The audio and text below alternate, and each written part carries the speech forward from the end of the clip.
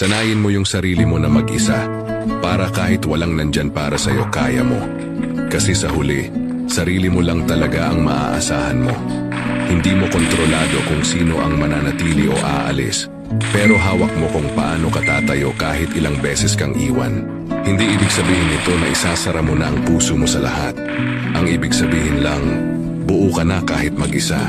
Strong independence builds inner peace. Minsan, kailangan mong matutong mag-celebrate ng wins mo. Kahit walang audience, hindi lahat ng tagumpay kailangan ng palakpakan. Self-validation is enough. Hindi mo rin kailangang magmakaawa para piliin ka. Ang tamang tao, hindi ka iiwan sa ere. Until then, choose yourself every time.